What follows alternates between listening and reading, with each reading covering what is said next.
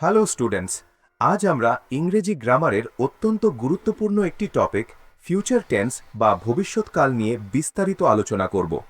এই একটি ক্লাসেই তোমরা ভবিষ্যৎ নিয়ে কথা বলার সবকটি নিয়ম শিখে যাবে। চলো শুরু করা যাক। Welcome class. আজ আমাদের আলোচনার বিষয় হলো মাস্টারিং দ্য ফিউচার টেন্স। আমরা অনেকেই আগামীকাল কি করব বা ভবিষ্যতে কি হবে তা নিয়ে কথা বলতে গিয়ে দ্বিধায় পড়ে যাই। আজ আমরা শিখব কিভাবে একদম সহজ পরিকল্পনা থেকে শুরু করে দীর্ঘমেয়াদী কাজগুলো ইংরেজিতে গুছিয়ে বলতে হয়। ভবিষ্যৎকে আমরা মূলত চারটি প্রধান ভাগে দেখতে পারি। ফিউচার ইনডেফিনিট, একদম সাধারণ কোনো কাজ বা প্রেডিকশন, যেমন রাম উইল স্টাডি বা রাম পড়বে। ফিউচার কন্টিনিউয়াস, কোনো কাজ ভবিষ্যতে চলতে থাকবে বোঝাতে, যেমন রাম উইল বি স্টাডিং বা রাম পড়তে থাকবে।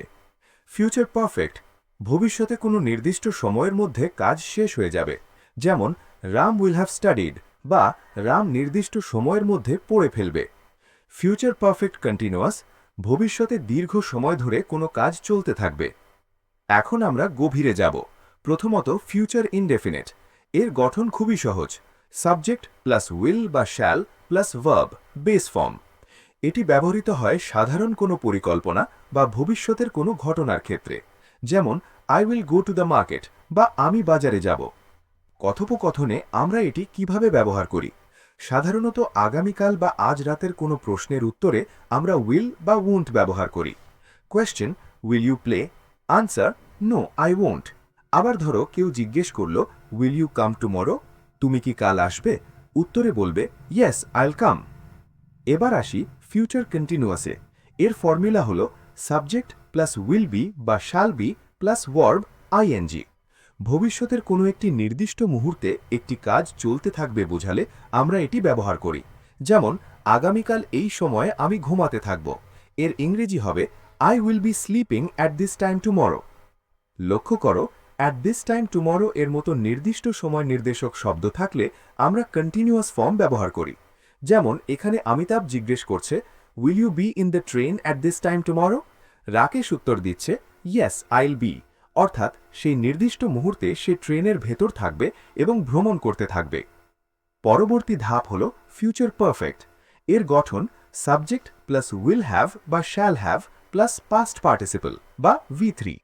ভবিষ্যতের কোনো ডেডলাইন বা নির্দিষ্ট সময়ের মধ্যে কোনো কাজ শেষ হওয়া বোঝাতে এটি ব্যবহার হয়। প্রোটিপ, এই বাক্যে প্রায়ই বাই, যেমন বাই নেক্সট মান্থ বা বাই 5 PM ব্যবহার হয়। বাস্তব উদাহরণ দেখা যাক। মীনাক্ষী জিজ্ঞেস করছে, will the elections be over by March? মার্চের মধ্যে কি নির্বাচন শেষ হবে? রজনী বলছে, yes the elections will have completed by March, অর্থাৎ মার্চ মাস আসার আগেই নির্বাচন প্রক্রিয়াটি পুরোপুরি সম্পন্ন হয়ে যাবে। এবার শিখব ফিউচার পারফেক্ট কন্টিনিউয়াস। গঠন subject plus will have been বা shall have been plus verb I N G. এটি কোনো কাজের ডিউরেশন বা সময়কালকে গুরুত্ব দেয়, যা ভবিষ্যতের একটি নির্দিষ্ট সময় পর্যন্ত চলতে থাকবে। যেমন আমি 5 বছর ধরে এই স্কুলে পড়তে থাকব। I will have been studying in this school for 5 years.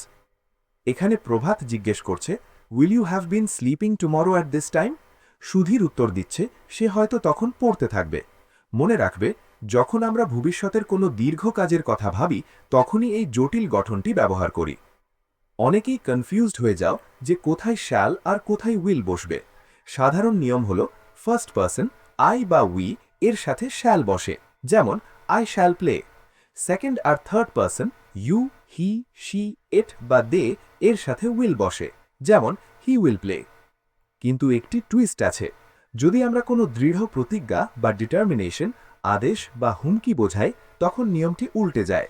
এখন আই বা উই এর সাথে বসবে উইল, যেমন আই উইল সাকসিড, আমি সফল হবই। আর হি, শি বা ইউ এর সাথে বসবে শ্যাল, যেমন you shall finish your work, তোমাকে কাজ শেষ করতেই হবে। কথোপকথনে বা বার্তালাপে আমরা সচরাচর এই জটিল নিয়মে যাই না। আমরা কন্ট্রাকশনস বা সংক্ষিপ্ত রূপ ব্যবহার করি। আই উইল বা আই শ্যাল হয়ে যায় আইল, উই উইল বা উই শ্যাল হয়ে যায় উইল, হি উইল হয়ে যায় হিল। এটি আমাদের কথা বলাকে আরও সহজ ও সাবলীল করে। চট করে এই চার্টটি একবার দেখে নাও, এটি তোমাদের রিভিশনে খুব সাহায্য করবে। Indefinite subject plus will plus verb, continuous subject plus will be plus verb I N G. Perfect subject plus will have plus V3।